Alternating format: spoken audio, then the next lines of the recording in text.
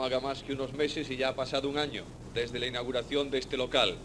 Recuerdo que aquella mañana del año pasado, esas puertas del fondo estaban abiertas, la gente en el patio y un lleno impresionante. Hay menos personas esta mañana, pero no hay duda ninguna que en aquella ocasión y en esta ocasión tenemos la promesa del soberano Dios, que su presencia está con nosotros. Por tanto, no ha variado más que una cosa: el pueblo de Dios se ha repartido en cuanto a número, algunos estarán testificando en otras partes, y el Señor está indudablemente presente en medio de su pueblo esta mañana.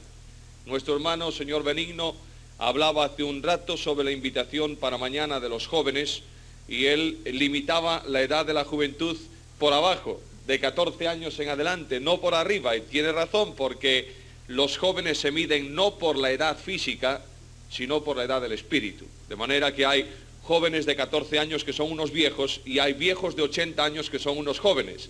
De manera que siéntanse en esa medida invitados para participar y colaborar.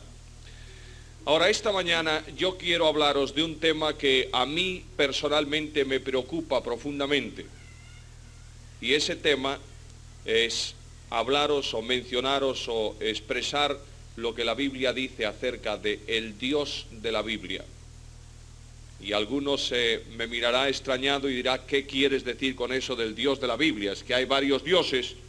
No, ciertamente, hay un solo eterno y soberano Dios, pero a consecuencia de que el nombre de Dios es un nombre que utilizamos tanto, a veces nos olvidamos de quién, cómo, de qué manera es ese Dios.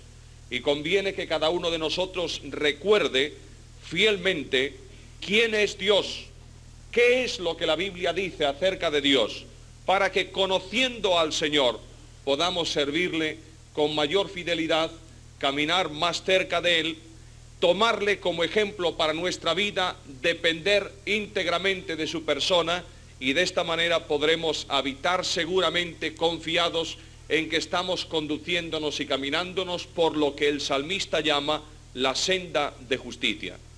Os invito a leer un pasaje del segundo libro de los Reyes. Segundo libro de los Reyes, capítulo 2, versículos 1 al 14. Dice así: aconteció que cuando Jehová quiso alzar a Elías en un torbellino al cielo, venía Elías con Eliseo de Gilgal. Y dijo Elías a Eliseo: quédate ahora aquí, porque Jehová me ha enviado a Betel. Y Eliseo dijo: vive Jehová y vive tu alma, que no te dejaré. Descendieron pues a Betel. Y saliendo a Eliseo los hijos de los profetas que estaban en Betel, le dijeron: ¿sabes que Jehová te quitará hoy a tu señor de sobre ti? Y él dijo: sí, yo lo sé, callad. Y Elías le volvió a decir: Eliseo, quédate aquí ahora, porque Jehová me ha enviado a Jericó. Y él dijo: vive Jehová y vive tu alma, que no te dejaré. Vinieron pues a Jericó. Y se acercaron a Eliseo los hijos de los profetas que estaban en Jericó, y le dijeron: ¿sabes que Jehová te quitará hoy a tu señor de sobre ti? Él respondió: sí, yo lo sé, callad. Y Elías le dijo: te ruego que te quedes aquí, porque Jehová me ha enviado al Jordán. Y él dijo: vive Jehová y vive tu alma, que no te dejaré. Fueron pues ambos. Y vinieron 50 varones de los hijos de los profetas y se pararon delante a lo lejos, y ellos dos se pararon junto al Jordán. Tomando entonces Elías su manto, lo dobló y golpeó las aguas, las cuales se apartaron a uno y a otro lado, y pasaron ambos por lo seco. Cuando habían pasado, Elías dijo a Eliseo: pide lo que quieras que haga por ti, antes que yo sea quitado de ti. Y dijo Eliseo: te ruego que una doble porción de tu espíritu sea sobre mí. Él le dijo: cosa difícil has pedido. Si me vieres cuando fuere quitado de ti, te será hecho así, mas si no, no. Y aconteció que yendo ellos y hablando, he aquí un carro de fuego con caballos de fuego apartó a los dos, y Elías subió al cielo en un torbellino. Viéndolo, Eliseo clamaba: Padre mío, carro de Israel y su gente de a caballo. Y nunca más le vio. Y tomando sus vestidos los rompió en dos partes. Alzó luego el manto de Elías, que se le había caído, y volvió y se paró a la orilla del Jordán. Y tomando el manto de Elías, que se le había caído, golpeó las aguas y dijo: ¿Dónde está Jehová, el Dios de Elías? Y así que hubo golpeado del mismo modo las aguas, se apartaron a uno y otro lado, y pasó Eliseo. Como sabéis, este libro del segundo libro de los Reyes es un libro bisagra en la historia de Israel. Se llama libro bisagra de forma especialmente este primer capítulo porque hay un cambio en la actividad histórica de la nación. Hay un profeta, Elías, que ha profetizado en tiempos de uno de los reyes más políticos de Israel, uno de los reyes más capaces. La historia de Acab la conocéis bien. Acab se caracteriza en la Biblia por dos cosas y en la historia también. Históricamente Acab fue un político de primera dimensión. Él, mediante una alianza con Ed-Baal, el rey sidonio del norte, casándose con su hija Jezabel, establece la paz en las fronteras límites del territorio de Israel, de manera que aquella nación poderosa y sus ejércitos no iban ya a atacar a Israel. Por otro lado, la historia de Acab es una historia en la que se evidencia la vida de un hombre que, dejando al Dios de Israel, al Dios de Abraham y de Jacob, comienza a vivir una vida de depravación espiritual. Aquella mujer Jezabel, adoradora de Baal y de Asera, comienza a influir en la mente del hombre y llega al extremo tal que no solamente se contenta con que el rey Acab adore a Baal y le ofrezca sacrificio, sino que esta mujer intenta que el Dios de Israel desaparezca del plano de la nación y en su lugar sea sustituido por Baal. Y casi lo consigue. Primeramente comienza por una acción muy lenta, muy política, una acción muy superficial, colocando altares de Baal en los principales lugares de Israel. Luego después comienza por proteger a los sacerdotes de Baal. Y hay como mínimo 400 o más sacerdotes que ella mantiene de la casa real. Y luego después comienza a perseguir a los sacerdotes de Jehová.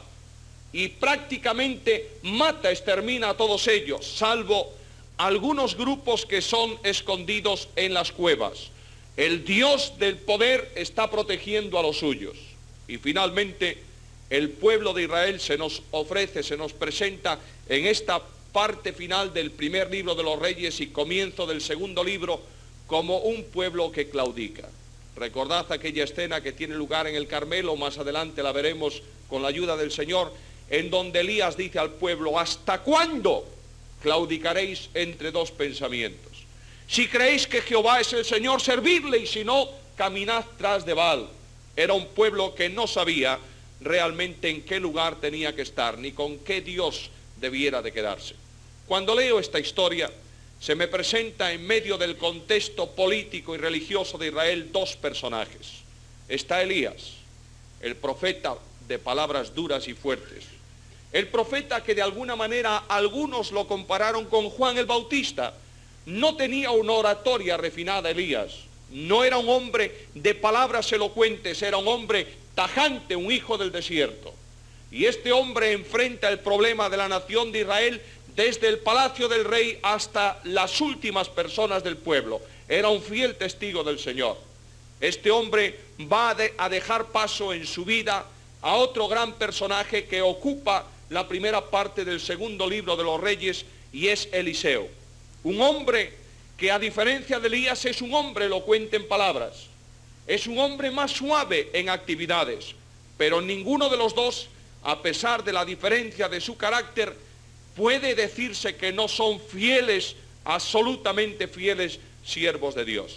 Este capítulo 2 del libro de los Reyes introduce la vida de Eliseo y cierra el periodo de la vida de Elías. Cuando el ministerio de Eliseo comienza, notaréis que comienza la vida ministerial de este hombre con una extrañísima frase. Mirad lo que dice el versículo 14. Dice que Eliseo, tomó el manto de Elías y pregunta: ¿dónde está Jehová, el Dios de Elías. Extraña frase. Cuando la leemos nos da la impresión como si Eliseo estuviese dudando del Señor, como si dijese, a ver, ¿dónde está ese Dios a quien Elías amaba, servía y reverenciaba? Pero ciertamente no es esto el significado de la frase. Eliseo había pedido anteriormente a su predecesor que si le podía ver elevarse al cielo, una doble porción de su espíritu viniera sobre él. Y algunos entienden el texto como que Eliseo estaba pidiendo que una porción duplicada del espíritu viniera sobre él, pero no es así. Para entender este texto hay que saber cómo se repartía la herencia de los padres a los hijos en Israel.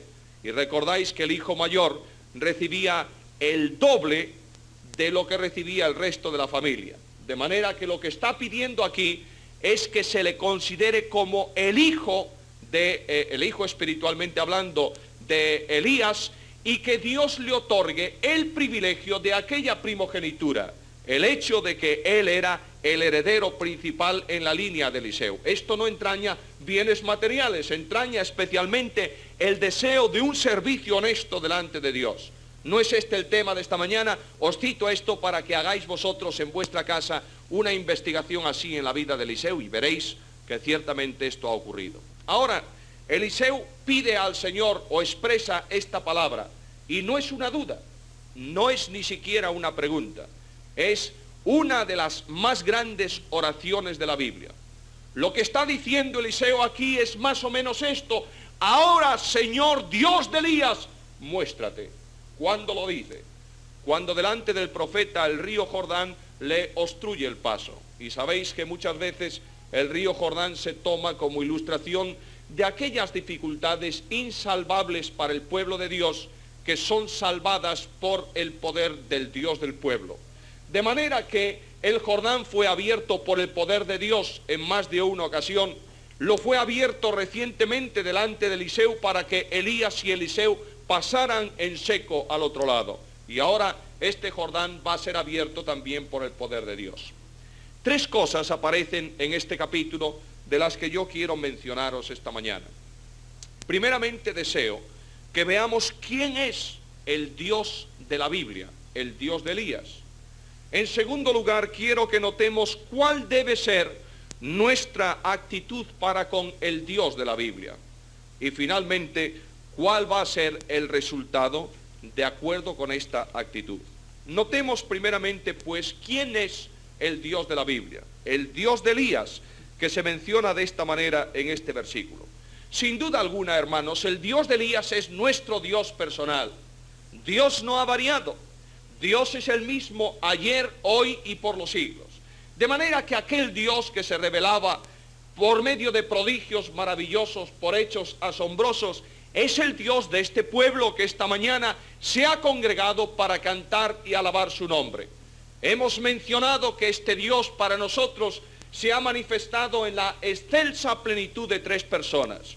Hemos alabado a Dios el Padre, hemos entonado canto de loor para Dios el Hijo, hemos inclinado nuestras cabezas espirituales reverentemente ante Dios el Espíritu Santo. Este es nuestro Dios, e indudablemente era el Dios de Elías y es el Dios de la Biblia. Ahora, ¿quién es este Dios? ¿Cómo se manifiesta este Dios? Primeramente encuentro, porque no debemos salir de la historia de Elías y de Eliseo, que es nuestro fondo esta mañana, encuentro que el Dios de Elías, el Dios de la Biblia, es en primer lugar el Dios de la soberanía. Mirad un pasaje, Primera de Reyes, capítulo 17, versículos 2 al 6. Y vino a él, a Elías, palabra de Jehová, diciéndole: apártate de aquí y vuélvete al oriente y escóndete en el arroyo de Querit que está frente al Jordán. Y ahora observad por favor este versículo: beberás del arroyo, y yo he mandado a los cuervos que te den allí de comer. E hizo conforme a la palabra de Jehová. Seguimos adelante. Versículo 8, luego vino palabra de Jehová y le dijo: levántate y vete a Sarepta de Sidón y mora allí. Y ahora otra vez la frase: he aquí yo he dado orden a una mujer viuda que te sustente. El Dios de la Biblia, hermanos, es fundamentalmente el Dios soberano, es decir, el Dios que tiene todo el poder. Ciertamente se manifiesta de esta forma. Mirad lo que hace este Dios de la soberanía. Dios pone toda su creación al servicio de su siervo. Dios ordena que sus aves le traigan alimento. Dios permite que su naturaleza abra cuevas donde el profeta se refugie.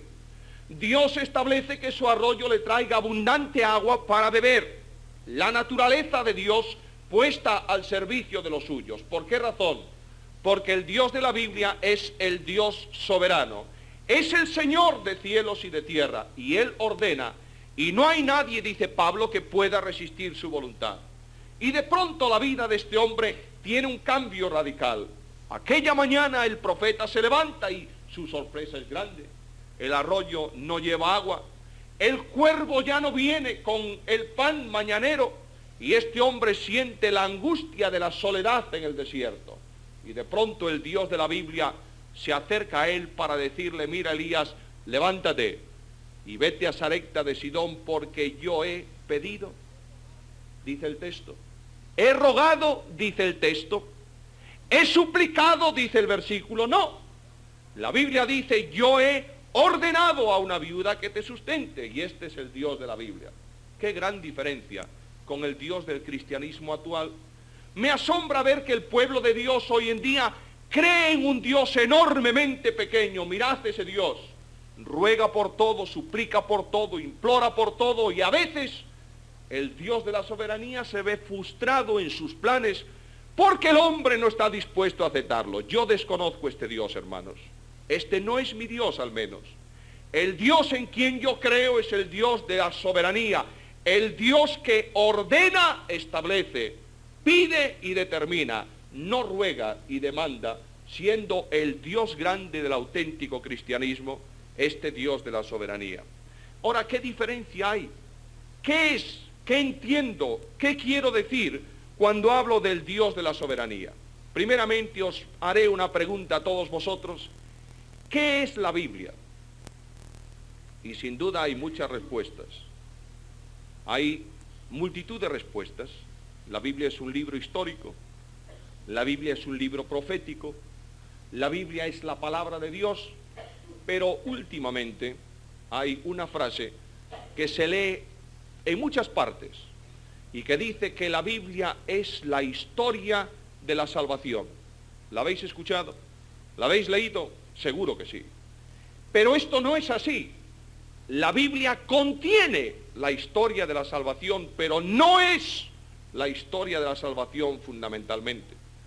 La Biblia es la palabra de Dios que revela al hombre lo que es Dios.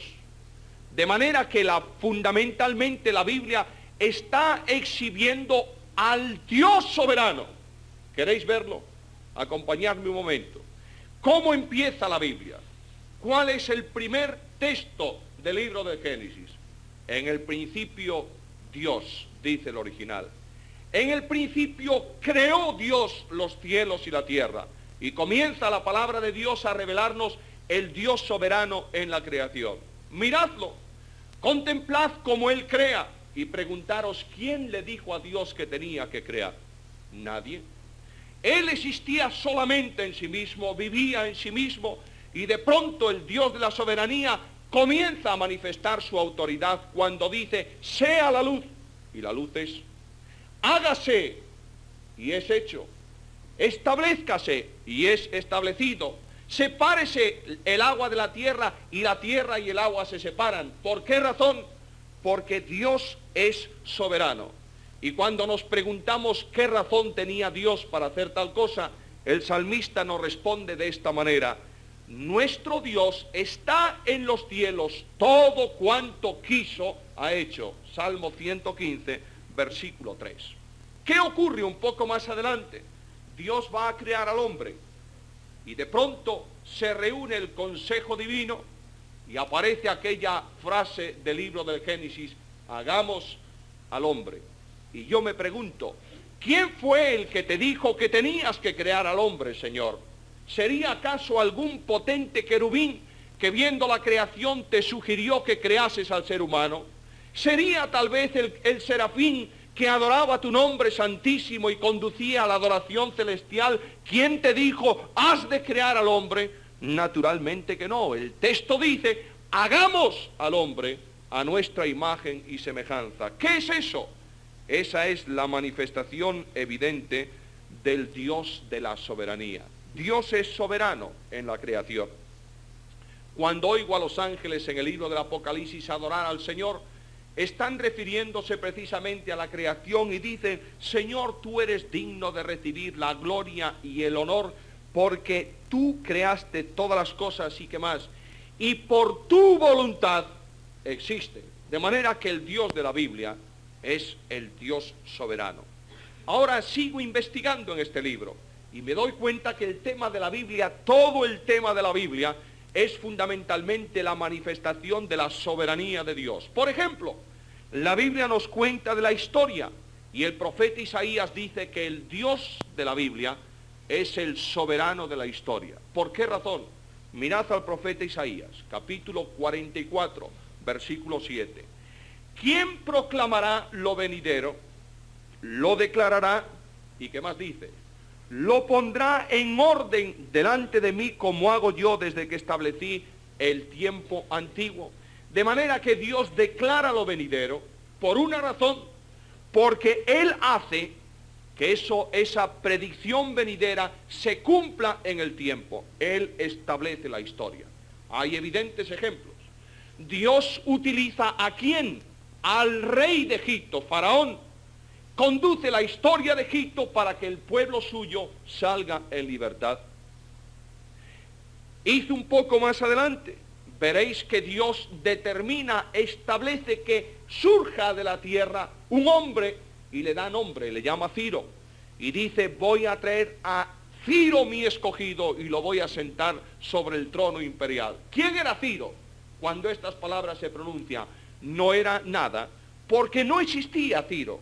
No había nadie que se llamase de ese nombre y que viviese en la tierra. 100 y algo de años después iba a nacer un niño y sus padres le ponían por nombre Ciro. Y Ciro el persa iba a ser uno de los reyes de la historia. ¿Por qué razón?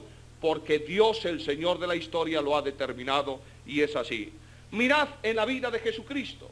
De pronto hay un hombre, el emperador de Roma, que se le ocurre una idea por la mañana y dice, voy a establecer un padrón de habitantes de todo el imperio.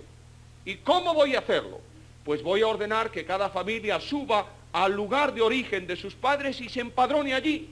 Y ahí tenéis a María y a José caminando hacia Belén. ¿Para qué, hermanos? Para que la profecía se cumpla y el Señor nazca en Belén de Judea. Dios es el soberano de la historia. Mueve los reyes, coloca los reyes, saca los imperios, pone los imperios, ordena a los reyes de la tierra y ellos tienen que obedecerles. Él mueve la historia cuando sea preciso. Por tanto, oídme bien esto, en la Biblia la historia es profecía cumplida y la profecía es historia por cumplir. Este es el Dios de la Biblia, es el Dios soberano, el Dios de Elías. Pero investigo un poco más y veréis que este Dios no solamente es soberano en la creación, soberano en la historia, sino que fundamentalmente es soberano en la salvación de los hombres. Y cuando predicamos de la soberanía, hermanos, es un tema tabú en nuestras congregaciones a veces. Cuando predicamos sobre la soberanía de Dios, el hombre se siente enormemente incómodo. Estamos como hombres dispuestos a permitir que ese Dios se sitúe en su taller y cree los mundos y dé vida a las cosas. Estamos dispuestos a consentir que ese Dios entre en la casa de la misericordia y reparta dones a los hombres. Estamos dispuestos a permitir que ese Dios de la Biblia entre en su templo y todos le cantemos y le alabemos. Pero cuando el Dios de la Biblia se sube a su trono y dice, yo soy el soberano, automáticamente el hombre rechina los dientes contra él y se cumple de alguna manera aquel aspecto profético del Salmo 2, los reyes de la tierra y las naciones juntas consultan contra Jehová y su ungido, diciendo, echemos de nosotros sus cuerdas y rompamos sus coyuntas. El hombre natural no puede admitir que Dios sea el soberano, pero es el soberano. Y es el soberano en la historia de la salvación. ¿Por qué razón? Primeramente porque Dios planificó Él la salvación del hombre.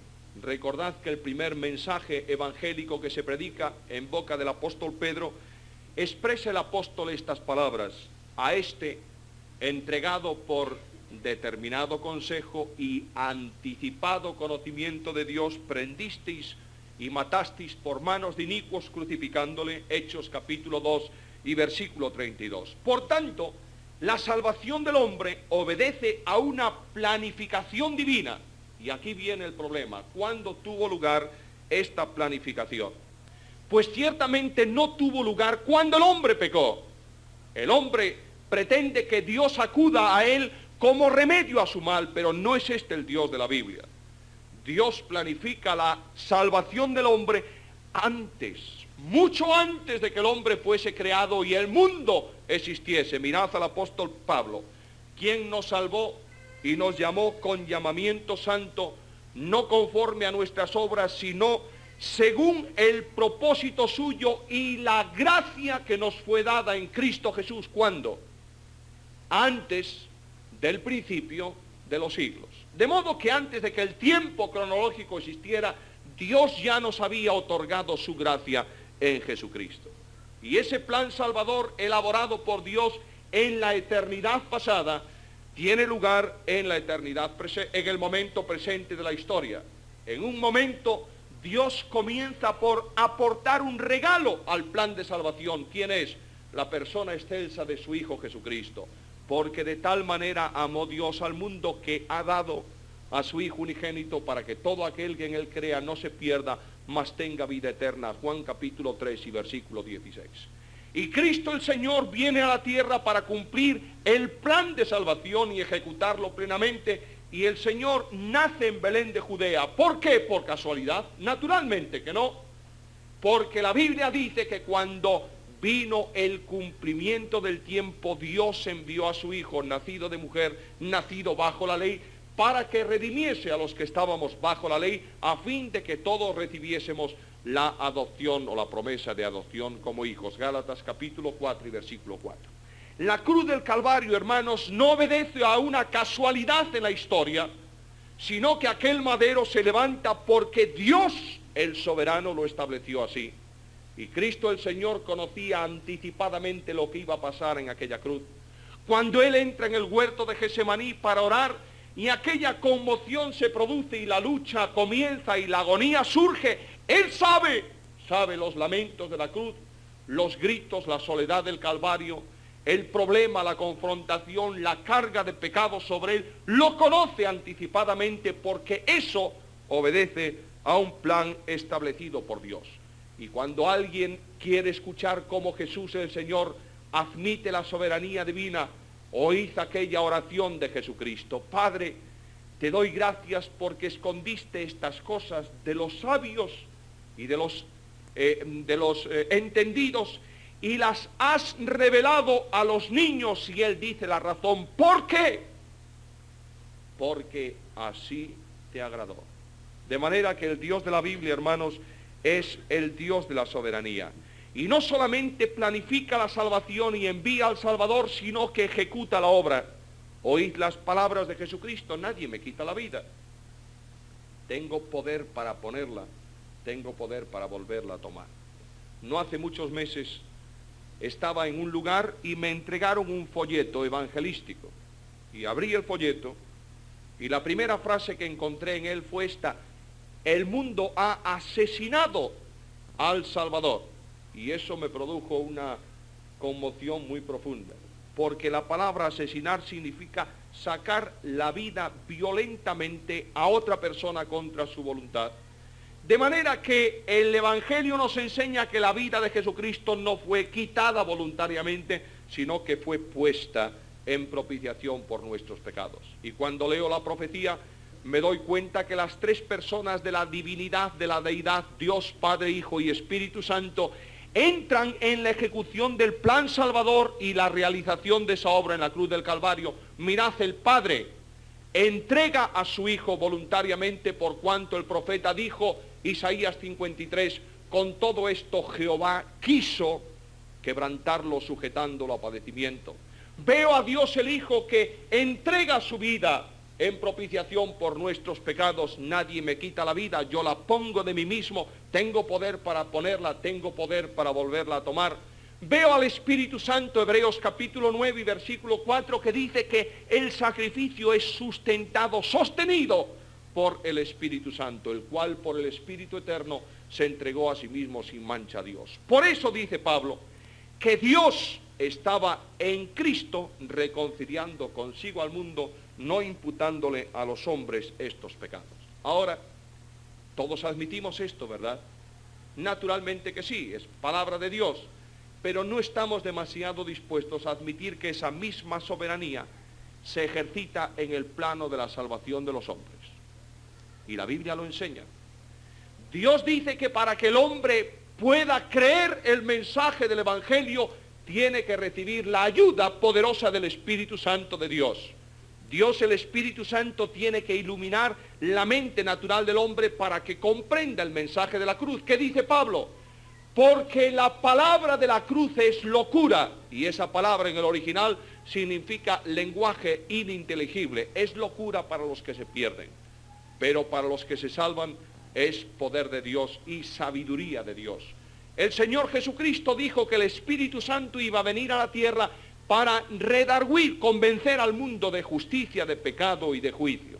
Y mientras el Espíritu de Dios no hace esta labor en la predicación del Evangelio, ningún alma querrá recibir a Jesucristo. De manera que la obra entera es de Dios. Gloria a Dios, porque Él es el soberano. Esto no permite, hermanos y amigos, colocar al margen la responsabilidad del hombre. La Biblia, sabéis que enseña esta enseñanza paralela, la soberanía de Dios y la responsabilidad del hombre. El hombre es responsable plenamente en su decisión para aceptar por la fe a Jesucristo. Oíd lo que dice el Evangelio: aquellos que creen reciben vida eterna, pero el que rehúsa creer no verá la vida, sino que la ira de Dios está sobre él. Por tanto, el hombre, es un ser a quien Dios capacita cuando se predica el Evangelio para aceptar o rechazar la gracia de Dios. Ahora, Dios es soberano, soberano en la historia. Y este Dios de la soberanía provee para su pueblo. Mirad aquí el ejemplo de Elías.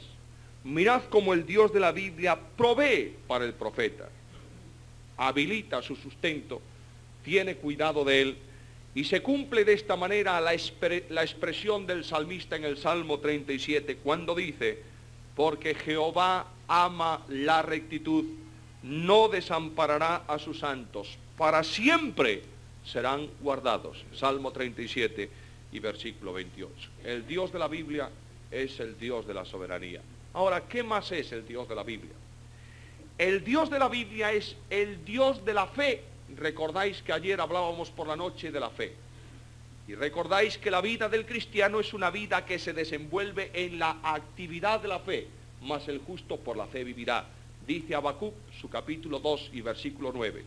Y este versículo de Habacuc 2:9 se repite, como sabéis, en 3 pasajes de la Biblia. 2 del apóstol Pablo y otro en el libro de los Hebreos, que enseña que la vida del cristiano es una vida que se dimensiona y se realiza en el plano de la fe. Ahora, ¿cuál es la experiencia de Elías, del Dios de Elías, en el plano de la fe? Capítulo 18 del libro primero de los Reyes, versículos 37 al 40. Elías está orando y dice: Jehová, respóndeme para que conozca este pueblo que tú, oh Jehová, eres el Dios y que tú vuelves a ti el corazón de ellos.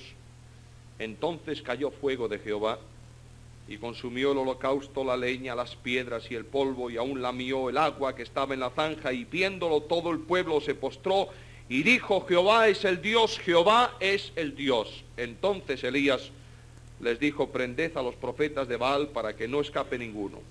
Y ellos los prendieron y los llevaron, y los llevó Elías al arroyo de Cisón, y allí los degolló. Mirad la fe de Elías. Elías es un hombre que camina solo aquella mañana, convoca al pueblo de Israel. Y el lugar donde tuvo ocasión este hecho bíblico es un lugar físicamente, orográficamente hablando, es un lugar muy curioso.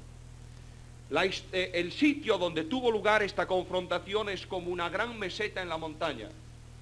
Y esa montaña tiene a los lados de esa meseta como dos anfiteatros naturales para que el pueblo pudiera presenciar aquello.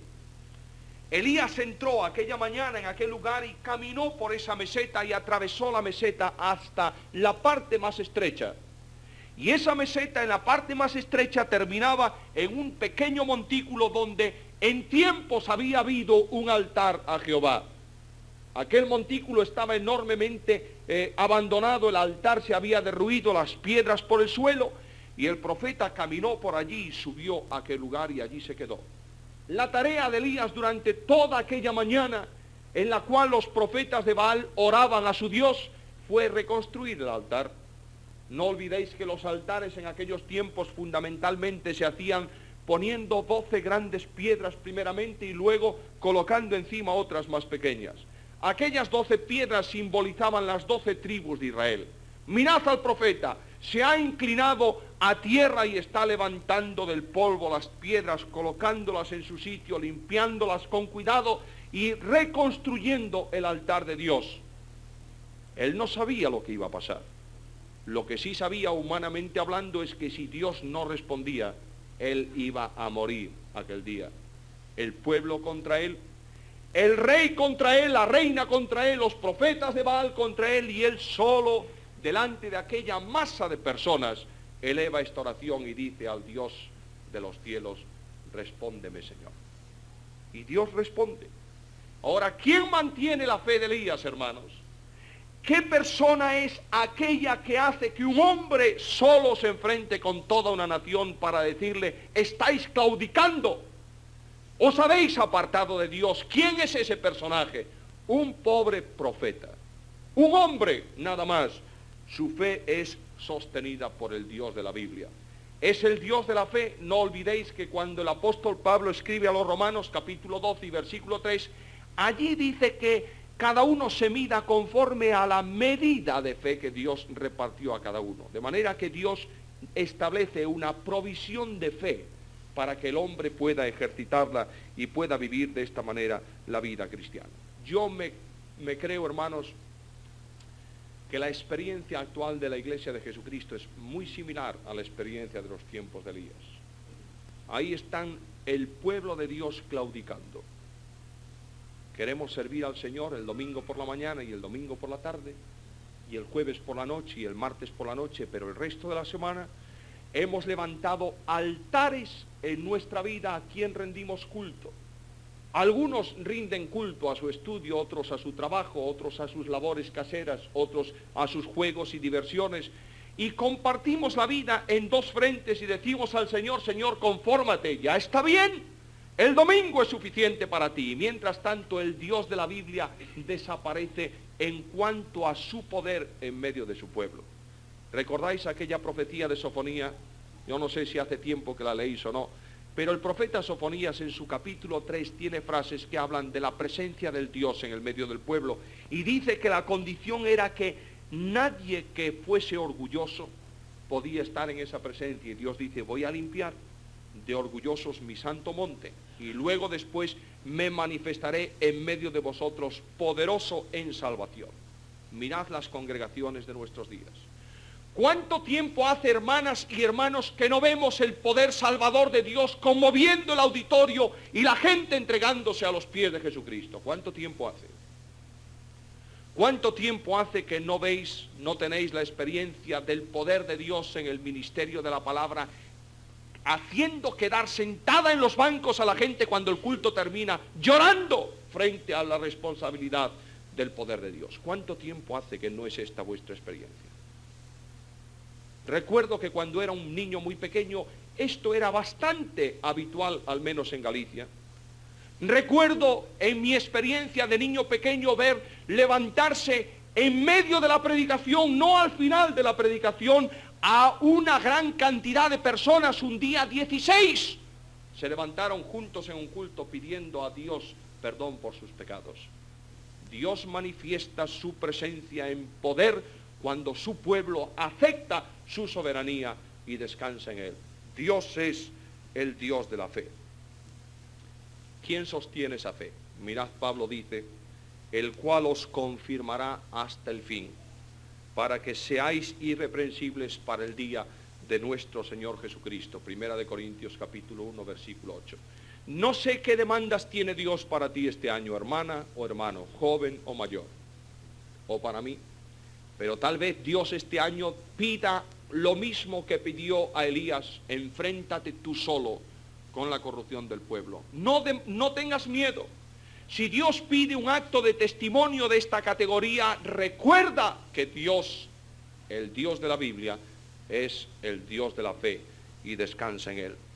¿Qué más es este Dios? Es el Dios de los milagros.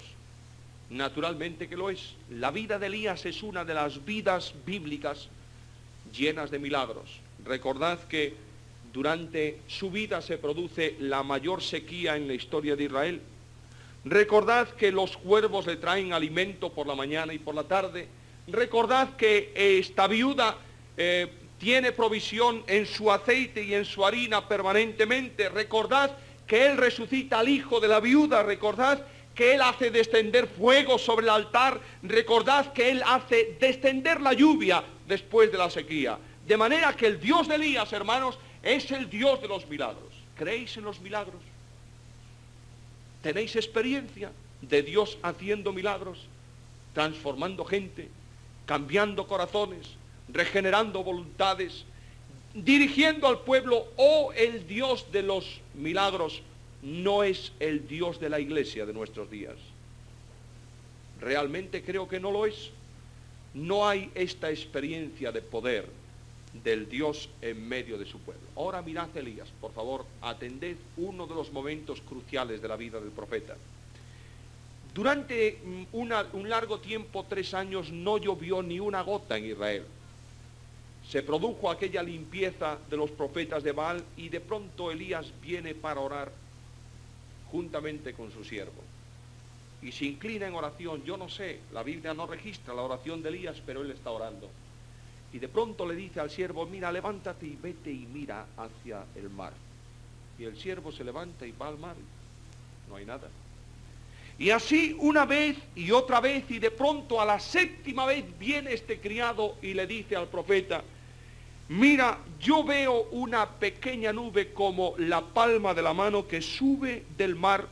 Y Elías dice: ve y di a Acab, unce tu carro y desciende para que la lluvia no te ataje. Esa expresión nube como la palma de la mano no significa que la nube tenía la figura de una palma. Lo que significa era que la nube era tan pequeña que cabía en la palma de una mano. Y cuando Elías ve esa nube pequeña, si fuésemos nosotros diríamos: bueno, Dios se ha equivocado. Lo que nosotros necesitamos aquí son nubes enormes que cierren el cielo y se convierta todo negro y descienda lluvia. Este Dios es un Dios que hace las cosas muy mal. Pero Elías dice: mira, esa es la provisión de Dios, porque el Dios de la Biblia hace sus milagros con cosas muy pequeñas para que la gloria sea para Dios y no para aquello que ejecuta el milagro. A veces pensamos que los grandes predicadores son los que salvan las almas. No tal cosa ocurre en la Biblia. El que salva las almas es el Dios del predicador. Y es buena hora, hermanos y hermanas, que cada uno de los creyentes aquí esta mañana comencemos por un ejercicio de humildad y digamos al Señor: Señor, quiero ser ese instrumento pequeño. No dejes, Padre de misericordia, que yo me ensoberbezca y crezca más allá de la medida de fe. Permíteme que yo sea tan pequeño, tan pobre, tan reducido, tan esclavo tuyo, que solamente puedas utilizarme en tu gloria y para tu honra. Esta es la gran necesidad, hermanos. El Dios de Elías era el Dios de los milagros. Y cuando la tierra seca de nuestros días, esas iglesias desiertas, esa tierra calcinada por los problemas y la sequedad del sol de esta vida necesite ser regada, ¿quién va a traer esas lluvias? El Dios de la Biblia, el Dios de los milagros. El domingo pasado se bautizaba un muchacho en la iglesia de Lavadores en Vigo, juntamente con otros creyentes. Este muchacho es uno de los hombres, de los muchachos convertidos en la prisión de Vigo. Tiene una larguísima condena por delante. Fue encausado por lo menos por 12 motivos de atraco y asalto a mano armada con intimidación. Se dedicaba juntamente con otros, entre otras cosas, a asaltar los coches en la autopista a punta de pistola. Era un delincuente tremendo, un drogadito y demás cosas por el estilo.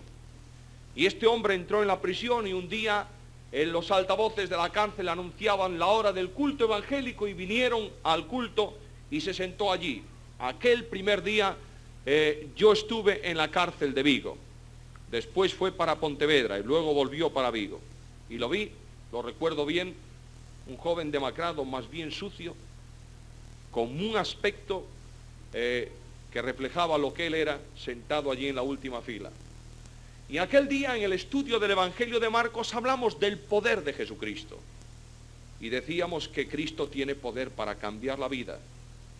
Y este muchacho, un poco más allá, otro sábado, después de un tiempo de estancia en la prisión de Pontevedra, donde iba a ser juzgado por causas que quedaban pendientes, regresó a Vigo y nos dijo: yo he recibido al Señor Jesús como mi Salvador personal. Y un tiempo después otros compañeros de la prisión hacían lo mismo.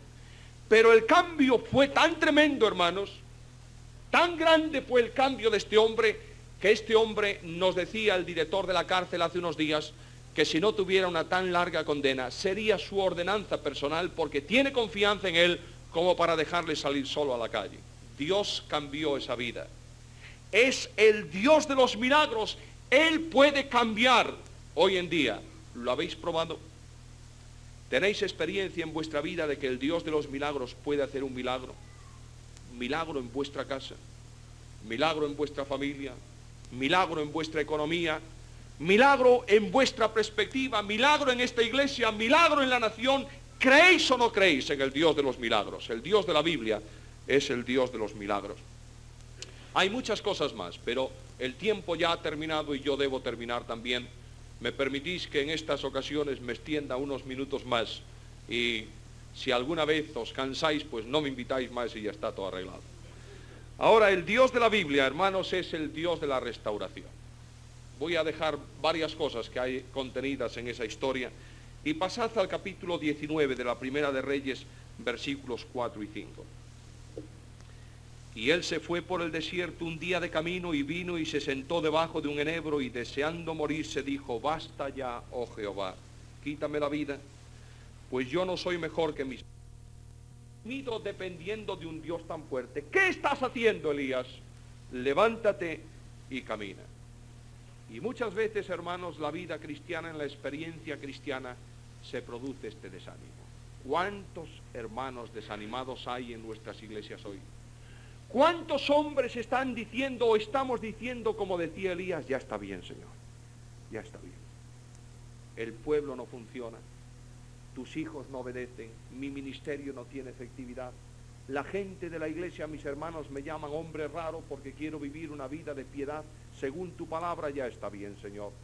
Permite, Señor, que yo me muera, quiero estar contigo, adorarte en el cielo, descansar en tu seno, que tú enjugues las lágrimas de mis ojos, que tus brazos soporten y sustenten mi pobre cuerpo cansado de caminar. Déjame ir, Señor, a tu presencia. Y Dios viene a nuestra provisión y restauración y nos dice: ¿qué haces aquí, hombre? Yo tengo un plan y un ministerio para tu vida. Levántate, cobra aliento, porque yo estoy contigo. Ahora, ¿cuál es el aliento que Dios da a este hombre? Mirad el versículo 18. Y yo haré que queden en Israel 7,000 cuyas rodillas no se doblaron ante Baal y cuyas bocas no le besaron. ¿Qué dice el texto? No dice el texto: yo sé que habrá. No dice eso. Dice: yo haré. ¿Por qué? Porque es el Dios de la soberanía. Y Dios el soberano le dice al profeta, mira, Elías, no vas a estar solo porque yo voy a hacer que 7,000 queden a tu lado. ¿Veis cuál es la provisión de Dios? El Dios de la Biblia es un Dios grande, hermanos. Es el Dios del poder. Y cuando vengan los momentos de la dificultad este año y de la zozobra, la mejor oración para el creyente es esta oración. ¿Dónde está Jehová, el Dios de Elías? Es la oración que necesitamos. Es lo que el hombre tiene que hacer en cuanto a nuestra actitud ante él. Doblar nuestras rodillas y decir, Señor, Señor, manifiéstate. Ahora, esta oración, hermanos, es una oración de dependencia y de sumisión. Es la oración, una de las grandes oraciones de la Biblia, porque manifiesta la impotencia de un hombre frente a los problemas. Y dice, Señor, tú eres el que tienes que dar la solución. Hace algún tiempo un muchacho trabajaba en un taller de un escultor de madera, estaba aprendiendo el oficio, y en aquel taller, aparte del maestro, un virtuoso de la talla, había otros funcionarios, otros operarios que llevaban años aprendiendo el oficio y trabajaban muy bien con las herramientas, y este muchacho quería hacer lo que aquellos hacían.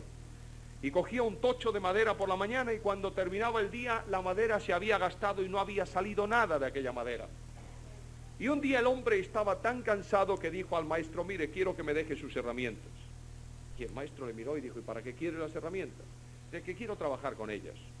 Y el maestro le dio sus gumias y sus trenchas y su martillo, y el hombre a la mañana siguiente se puso a trabajar. Y un operario que lo vio dijo, oye, ¿de quién son esas herramientas? Dice, son las herramientas del maestro. Y el hombre le miró y puso una mano encima de su hombro y le dijo, muchacho, lo que tú necesitas no son las herramientas del maestro, sino el espíritu del maestro, el conocimiento del maestro. Y esto es en la vida cristiana. A veces pensamos que lo que nosotros necesitamos es manejar muy bien las herramientas, conocer muy bien la Biblia, poder recitar los textos, estudiar y poder impresionar al auditorio con buenas y elocuentes palabras. Lo que el pueblo de Dios necesita es el Espíritu de Dios.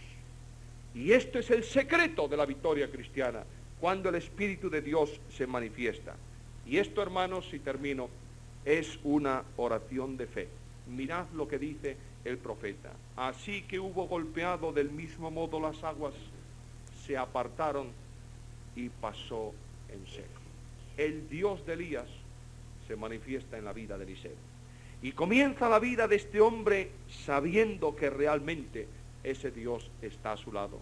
Él va a caminar dependiendo de Dios. Él va a descansar atendiendo a las indicaciones de su Señor y conociendo, como dice Pablo en su epístola a los romanos, que todas las cosas son conducidas para bien a aquellos a quienes Dios ama. Hermanos, necesitamos una entrega incondicional al Dios de la Biblia. Necesitamos una vuelta a este Dios de la Biblia, no en conocimiento mental, sino en corazón arrepentido. Y es preciso que el pueblo de Dios en España comience de una vez por todas a volver a Dios. No necesitamos tantas manifestaciones, no necesitamos posiblemente tantos encuentros, aunque son buenos, no necesitamos tanto aparato, aunque a veces es necesario.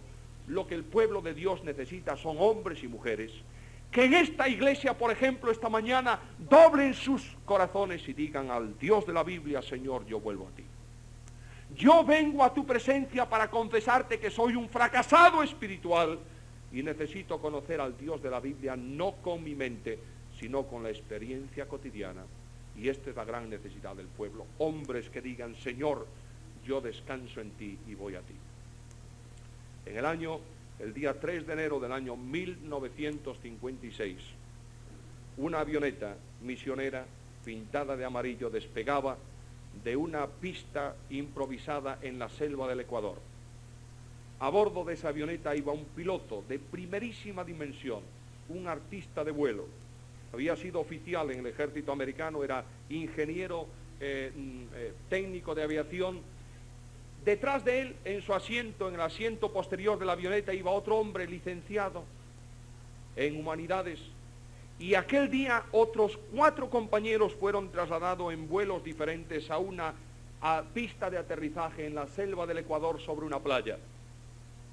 Estos 5 misioneros que se conocen en la historia como los misioneros de los Aucas aterrizaban en aquella playa para predicar el Evangelio a una tribu que habían visto desde el aire y cuya historia era una historia de persecución y muerte contra los demás que no eran de esa tribu. Ahora, esta historia que conocéis bien, no quiero relatarla en esta mañana, os invito a que la leáis en varios libros, pero quiero hacer mención a un hecho que no muchos conocen. El primer vuelo de aquel avión tuvo lugar a las 8:02 de aquel día, 3 de enero del año 1956. Pero antes de que el primer vuelo tuviese lugar, junto a la avioneta se había hecho un círculo de 10 personas, los 5 misioneros y sus esposas. Habían doblado sus rodillas en el borde de la tierra junto a la pista, junto a las ruedas del avión, se habían puesto en círculo, habían cogido las manos unos de otros y habían dedicado unos minutos a orar por aquel proyecto misionero.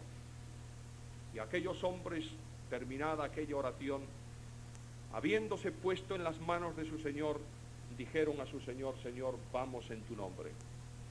Tú conoces cuál es y de qué manera va a terminar esta aventura de fe, pero vamos en tu nombre. Y antes de subir al avión, la primera pareja, cantaron este himno. Un himno extraordinario. No sé si aquí lo cantáis o lo conocéis. En Galicia se canta a veces. Que dice: descanso en ti, mi defensor y escudo, pues en la lid contigo salvo estoy. En tu poder a combatir acudo, descanso en ti, y en tu nombre voy. Oh Salvador, voy en tu santo nombre, tu nombre amado, digno de loor, justicia, paz y redención del hombre, Rey de la gloria, príncipe de amor. Por fe yo voy, sintiendo mi flaqueza. Y dice la historia que esta estrofa fue acompañada de lágrimas. Por fe yo voy sintiendo mi flaqueza, mas en tu gracia apoyado estoy. En tu poder está mi fortaleza. Descanso en ti y en tu nombre voy. Descansaré contigo al fin en gloria, entrando por portales de esplendor. Tuya es la lucha, tuya la victoria, y la alabanza a ti será, Señor. Hermanos, este es el Dios de la Biblia y esta es nuestra responsabilidad. Permita el Señor, por su gracia, que cada uno esta mañana diga: Señor, descanso en ti, soy pequeño, pero tú eres grande. A Él la gloria y a nosotros su bendición por amor de Cristo.